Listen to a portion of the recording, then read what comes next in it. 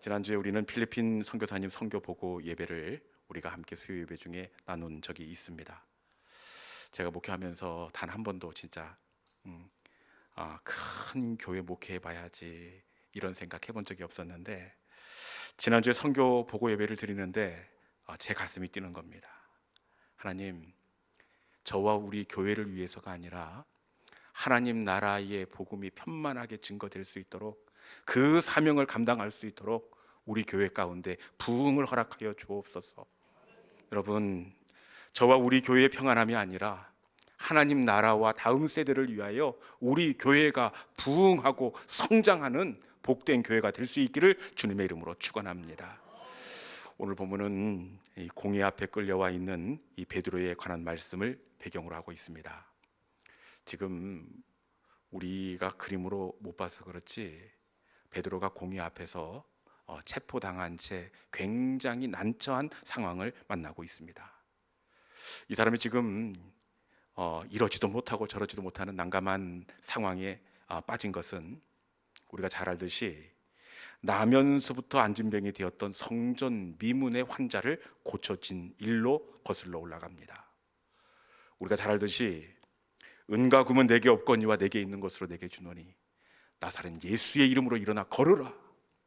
이때 이 환자가 걷기도 하고 뛰기도 하며 하나님을 찬양했습니다. 그리고 이 나은 사람이 너무나 좋았던지 두 사람을 놓아주지 않고 붙잡습니다. 그리고는 이 솔로몬 행각으로 이 두 사람을 모시게 되는데, 주변에 있는 사람들이 이 환자가 어떤 환자인지 알고 있습니다. 이 환자가 몇 살이라고 그랬죠? 40여세나 되었더라. 40살입니다. 40년 동안 걷지 못했던 안진뱅이가, 우리가 너무나 잘 알고 있었던 성전 미문에 앉아있던 그 사람이 걷기도 하고 뛰기도 하는 겁니다. 그러니 사람들이 얼마나 신기했겠습니까? 그래서 솔로몬 행각에 모여서 함께 이 베드로와 요한의 말씀을 듣는데, 여러분, 이때 베드로와 요한이 마지막 결론을 어떻게 내느냐? 예수의 이름이, 그 이름이 너희가 보고 있는 이 사람을 완전히 낫게 하였느니라. 그리스도 예수의 이름을 증거하게 되었습니다. 그리고 그날 이 베드로의 오순 솔로몬 행각 집회 때 돌아온 영혼이 무려 남자만 5,000명이었습니다. 남자만 5,000명. 여러분들은 놀라지도 않는데 5,000명이면 여러분 전주에서도 5,000명 되는 교회가 흔치 않습니다. 그 대형 교회가 한 번의 설교회에 이렇게 세워지게 되었는데, 이렇게 된 유대인들이 가만히 있겠습니까? 이 사내들인 공회가 발칵 뒤집어지게 되었습니다. 그리고 곧바로 베드로와 요한을 잡아들여 위협하고 겁박을 시작하는데, 우리 4장 18절에 있는 말씀 같이 한번 읽어보겠습니다. 사도행전 4장 18절입니다. 자, 시작. 그들을 불러 경고하여 도무지 예수의 이름으로 말하지도 말고 가르치지도 말라 하니. 아멘. 유대인들이 어떻게 하고 있습니까? 경고하여 예수의 이름으로 말하지 말라, 이렇게 겁박을 하고 있습니다. 여러분, 어떤 형벌이 가해지지 않고 위협만 하고 겁박만 하고 예수의 이름으로 말하지 말라, 이 정도에서 그칠 것 같으면 어떻게 해야 되겠습니까? 감사합니다. 다시는 여러분들의 마음을 불편하게 하지 않겠습니다, 이렇게 하고 일단 물러나야 할 것 아니겠습니까? 그런데 베드로가 어떻게 하느냐? 우리 4장 19절에 있는 말씀 같이 한번 읽어봅시다. 4장 19절입니다. 자, 시작. 베드로와 요한이 대답하여 이르되 하나님 앞에서 너희의 말을 듣는 것이 하나님의 말씀을 듣는 것보다 옳은가 판단하라. 아멘. 베드로가 어떻게 하고 있습니까? 너희 말 듣는 것이 옳은지, 아니면 하나님이 주신 감동을 따라 행하는 것이 옳은지 판단하라. 그러면서 20절에서는 우리가 보고 들은 것을 말하지 아니할 수 없다. 여러분, 이 베드로가 정신이 이상해진 것 아닙니까? 이런 상황이라면 누구라도 한 발짝 물러나서 다음 기회를 타진하는 것이 옳습니다. 이렇게 나아갔다가는 베드로가 어떤 결과에 다다를지 뻔히 알고 있습니다. 그럼에도 불구하고 베드로가 너희가 판단하라 그러면서 아주 담대하게 확신에 찬 모습으로 복음에 대한 뜻을 굽히지 않고 있습니다. 여러분, 어떻게 베드로가 이렇게 담대한 사람이 될 수가 있었을까요? 혹시 강직하고 거칠고 우직한 베드로의 성품 때문에 베드로가 뜻을 굽히지 않는 것일까요? 그렇지는 않은 것 같습니다. 왜냐? 불과 몇 장 넘긴 복음서의 끝자락에 가보면 예수님을 모른다고 3번이나 부인했던 전례가 있었던 유약한 베드로였습니다. 그런데 이번만큼은 너희 말을 들은 것이 옳은지, 하나님의 말씀을 듣는 것이 옳은지 너희가 판단하라, 뜻을 굽히지 않고 있습니다. 도대체 어떻게 베드로가 이렇게 담대한 사람이 될 수가 있었을까요?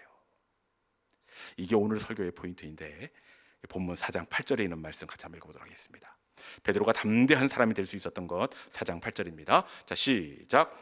이에 베드로가 성령이 충만하여 이르되 백성의 관리들과 장로들아. 아멘. 여러분, 베드로가 어떻게 담대하고 흔들리지 않을 수가 있었습니까? 말씀에 보니까 베드로가 성령이 충만했기 때문입니다. 여러분, 베드로가 한 것이 아니고 베드로가 성령이 충만하여, 베드로 가운데 역사하신 성령께서 힘주시고 성령께서 은혜 주셨기 때문에 베드로는 담대하게 복음의 뜻을 굽히지 않게 된 줄로 믿습니다.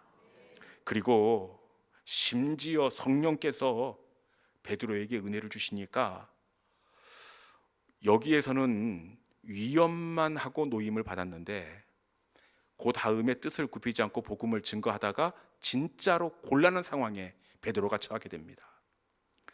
이때는 정말 죽을 만큼 맞았습니다. 여러분, 복음 때문에 죽을 만큼 맞고 노임을 받으면 울면서 억울하다고 그렇게 돌아가야 되지 않겠습니까? 그런데 성령께서 베드로 가운데 은혜를 주실 때 그때에 어떻게 하느냐? 사도행전 5장 41절에 있는 말씀 같이 봅시다. 채찍질 당한 그 이후에 그들이 어떻게 하는지 41절 읽습니다. 자, 시작. 사도들은 그 이름을 위하여 능욕받는 일에 합당한 자로 여기심을 기뻐하면서 공회 앞을 떠나니라. 아멘. 어떻게 하고 있습니까? 우리 생각에는 억울하다고, 그리고 너무 아프다고 그렇게 울면서 떠날 것 같은데, 예수 때문에 능욕을 받고 예수 때문에 채찍질 당했음에도 불구하고 기뻐하면서 공회를 떠났다, 이렇게 말씀하고 있습니다. 기뻐하면서 공회를 떠났다. 글쎄, 저가 너무 과도한 상상일지 모르지만 그 문 열고 경찰서 밖을 나가는데 정말 정신 나간 사람처럼 이렇게 덩실덩실 춤을 추면서 나 같은 사람을 하나님 복음을 위해서 고난당할 수 있는 자리까지 맡겨주시다니. 여러분, 베드로가 아니라 베드로 가운데 역사하신 성령의 능력이 베드로로 하여금 능욕과 채찍 가운데서도 만족하고 기쁨을 누리게 하신 줄로 믿습니다. 사도행전이 어떤 책이냐? 사도행전은 성령의 행적입니다. 겉으로 표면적으로 볼 때는 사도행전, 사도들의 행적처럼 보여지지만 이것은 외형적인 모습이고 진짜는 저들 가운데 일하신 성령의 행전이 바로 사도행전입니다. 겉으로 보기에는 사도들이 귀신을 내쫓는 것처럼 보이고 사도들이 안전뱅이를 일으키고 사도들이 용서할 수 없는 사람을 용서한 것처럼 보여지지만 여러분, 진짜는 그들 속에 은혜 주신 성령의 역사가 되는 줄로 믿습니다. 그렇기에 이 사도행전에서 분명히 밝히는 한 가지가 있습니다. 사도들이 기적을 일으키기 직전에 반드시 언급하는 대목 하나가 있는데 그게 뭐냐? 그것은 사도들이 기적을 일으키기 직절에 반드시 성령의 충만이 언급된다는 사실입니다. 여러분, 성전 미문의 안진뱅이를 고치기 이전에도 그 앞장의 2장에서 성령의 강림이 있었습니다. 오늘 본문에서도 담대하게 베드로가 그 마음을 그들에게 표현할 때도 성령의 충만함이 있었습니다. 스데반이 돌로 치는 자들을 향하여 용서의 기도를 올릴 때도 마찬가지인데, 여러분, 돌로 나를 치는 그 상황 가운데에서 어떻게 주님 저들의 죄를 용서하여 주옵소서 그렇게 기도할 수가 있겠습니까? 저 같으면 이때 이런 기도도 못할 것 같아요. 기도가 웬 말입니까? 만약에 기도를 한다고 하더라도 이를 갈면서 주님 똑똑히 보십시오, 절대로 간과하지 마시고 내게 한 그대로 주님 저들 갚아주십시오, 이렇게 기도할 것 같습니다. 그런데 스데반은 저들을 용서하시옵고 저들의 죄를 그들에게 돌리지 마옵소서 이렇게 기도하고 있는데, 여러분, 스데반이 이 상황 가운데에서도 기도할 수 있었던 것, 이것을 한번 같이 읽어봐야 될 것 같은데, 사도행전 7장 55절 어떻게 되어 있는지 한번 보도록 하겠습니다. 자막을 통해서 한번 읽어볼까요? 자, 시작. 스데반이 성령 충만하여 하늘을 우러러 주목하여 하나님의 영광과 및 예수께서 하나님 우편에 서신 것을 보고. 아멘. 어떻게 이런 기도를 드릴 수가 있었습니까? 스데반이 성령 충만하여, 스데반이 성령으로 충만했기 때문입니다. 스데반 속에 역사하신 성령께서 은혜를 주시고 성령께서 품을 수 있는 마음을 주실 때에 스데반은 저들을 덮어줄 수가 있었습니다. 스데반이니까가 아니라, 여러분, 성령 충만하면 저와 여러분도 용서할 수 있고, 성령 충만하면 기적을 흘려보낼 수 있고, 성령 충만하면 왕성한 복음의 도구가 될 줄로 믿습니다. 관건은 그가 어떤 사람이냐가 중요한 것이 아니라 성령의 충만함입니다. 성령이 함께 하시면 되고, 성령이 권능을 주시면 능히 감당할 수가 있습니다. 성령이 있고 없고의 차이입니다. 저는 성령이 있고 없고에 따라서 여러분, 그 사람이 완전히 다른 존재가 되듯이 이걸 보면서 꼭 자전거가 이렇게 생각이 납니다. 자전거. 이 자전거 가운데 일반 자전거가 있고 전기 자전거가 있습니다. 전기 자전거 보셨습니까? 이렇게 생겼습니다. 제가 오늘 특별히 수협에 나오신 분들만 제가 전기 자전거를 보여주려고 하는데, 사진 1번입니다. 네네, 이렇게 생긴 게 전기 자전거인데, 여러분 뭐 다른 게 있습니까? 겉으로 보기에는 똑같습니다.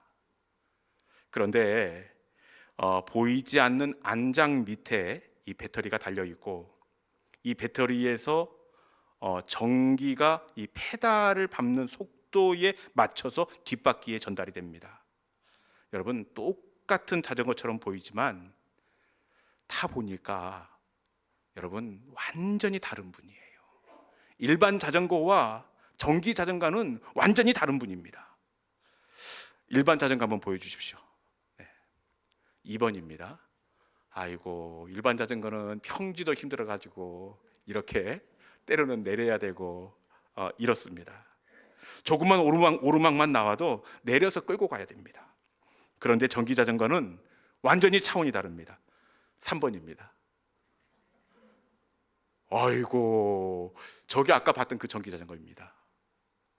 여러분, 오르막도 별로 힘들지 않고 심지어는 산길도 차고 올라갈 수가 있습니다.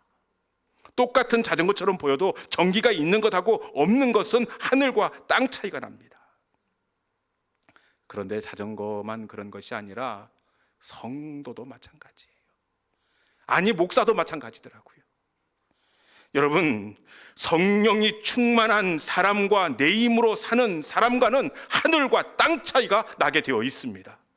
성도는 성령의 능력으로, 성령의 충만함으로 움직이는 인생이 되어야 하는 줄로 믿습니다. 그런데 중요한 것이 있습니다. 이 성령의 충만함은 이례적으로 끝나는 것이 아니라는 사실입니다. 다시 한번 말씀을 드리겠습니다. 성령의 충만함은 이례적으로 끝나는 은혜가 아닙니다. 우리는 성령의 충만을 한 번이면 족하다고 생각하는데, 성령의 충만은 다시 채워야 하고 다시 사모함으로 충전해야 하는 은혜가 바로 성령의 충만함입니다. 여러분, 지금 성령이 충만해서 이 베드로가 자기가 말해놓고도 깜짝 놀라는 거예요. 너희 말 듣는 것이 옳은지 하나님의 말씀 듣는지 옳은가 판단하라. 이 말씀 직전에 무엇이 있었죠? 베드로가 성령이 충만하여. 그런데 이 충만함이 이걸로 끝나는 것이 아니라 노임을 받고 다시 초대교회로 돌아갑니다. 초대교회 가운데에서 베드로가 또 어떻게 하느냐, 우리 본문 4장 31절 말씀 같이 한번 읽어봅시다. 본문 4장 31절입니다. 자, 시작. 빌기를 다함에 모인 곳이 진동하더니 무리가 다 성령이 충만하여 담대히 하나님의 말씀을 전하니라. 아멘. 어떻게 되어 있습니까? 다시 성령이 충만함으로 그렇게 말씀하고 있습니다. 여러분, 이미 앞서 성령이 충만했고 지금 그 더 앞서서 그 앞선 장에서 그 오순절 성령 강림의 사건을 통해서 불같은 성령, 바람 같은 성령을 체험했습니다. 그럼에도 불구하고 다시 성령 충만하고 다시 노임을 받고 교회로 돌아온 그들 가운데 다시 성령의 충만으로 채워지고 있다는 것을 우리는 주목해야 하는 줄로 믿습니다. 여러분, 성령 충만은 한 번으로 끝나는 은혜가 아니라 다시 채우고 또 채워야 될 은혜가 성령의 은혜가 되는 줄로 믿습니다. 그런데 너무나 많은 사람들이 과거의 충만으로 이렇게 스스로 만족하고 답을 내리고 있습니다. 예전 처녀 때 내가 얼마나 뜨거운 성령을 경험했다고, 또 어떤 분은 왕년에 얼마나 내가 성령 충만했는지 모른다고 이야기하시는 분들이 있습니다. 그런데 여러분 잘 들으십시오. 성령은 한 번으로 끝나는 은혜가 아니라 우리가 매일매일 사모하고 또다시 채워야 하는 은혜 중에 은혜가 되는 줄로 믿습니다. 오늘 자전거 이야기를 많이 하는데요, 제가 보니까 성도는 전기 자전거예요. 전기 자전거. 무슨 말이냐, 아무리 좋은 전기 자전거가 있다고 하더라도 한 번 충전 완충했다고 해서 평생을 탈 수 있는 것은 아닙니다. 사용하기 위해서는 반드시 순간순간 충전해야 합니다. 충전되지 않는 전기 자전거는 은혜가 아니라 벌칙입니다. 왜냐? 전기 자전거는 일반 자전거보다 약 10kg가 무겁습니다. 여러분, 충전되지 않는 전기 자전거 내 발로 스스로 굴린다고 생각하십시오. 이것은 은혜가 아니라 벌칙입니다. 성도도 마찬가지입니다. 성도가 성도로 서기 위해서는 날마다 성령으로 충만해야 합니다. 성령으로 충만하지 않으면 신앙생활은 벌칙이고 불편함입니다. 성령으로 충만하지 않으면 별것 아닌 것 가지고 시험 들고 별것 아닌 것에 마음이 쓰이게 되어 있습니다. 그런데 성령이 충만하면 그것이 이해가 되고, 그리고 그 안에 담겨져 있는 하나님의 뜻을 헤아리고, 그리고 그 시간들을 통하여 오히려 단단해지고 큰 그릇이 될 수가 있습니다. 여러분, 성도는 성령으로 충만하고 또 충전되어야 하는 존재가 되는 줄로 믿습니다. 그러면 어떻게 성령으로 충만해질 수 있느냐? 그것은 성령님을 환영하고 사모해야 합니다. 성령님은 이 말씀에 보니까 사모함의 자리에 찾아가셔서 은혜를 주십니다. 오순절 마가의 다락방에도 사모함이 있었습니다. 그들이 오로지 기도하고 말씀에 전념하니라 사모함이 있었습니다. 오늘 본문의 31절에도 빌기를 다함에 성령의 충만을 경험하게 되었습니다. 여러분, 성령은 사모하는 영혼을 만족하게 하십니다. 성령님을 인정하고 환영할 때 우리도 성령의 충만함을 경험할 수 있습니다. 이 밤 성령의 충만함을 사모하고 갈망하는 은혜가 있기를 소망합니다. 사슴이 시냇물을 찾듯이, 감으로 메마른 땅이 간절히 단부리를 사모하듯이 갈망하고 사모하고 환영할 때 하나님은 약속대로 성령의 은혜를 우리 각 사람 가운데 허락해 주십니다. 이 시간 다시 성령으로 충만해지는 우리 모든 믿음의 성도들이 될 수 있기를 주님의 이름으로 축원합니다. 이 시간에 주신 말씀을 기억하면서 빈들의 마른 풀같이 우리가 함께 찬양할 때에 주님, 성령님을 저희들이 환영하고 기대하고 그리고 그 하실 일들을 저희들이 소망합니다. 빈들의 마른 풀이 그 단비를 갈망하듯 주님, 이 시간에 주님의 성령을 우리가 사모하고 환영하고 기다립니다. 이 시간에 성령의 단비를 부어 우리의 그 생명을 솟게 하여 주시옵소서. 우리의 영혼이 살아나게 하여 주시옵소서. 우리의 주신 말씀을 기억하면서 빈들의 마른 풀같이 우리 함께 찬양하도록 하겠습니다.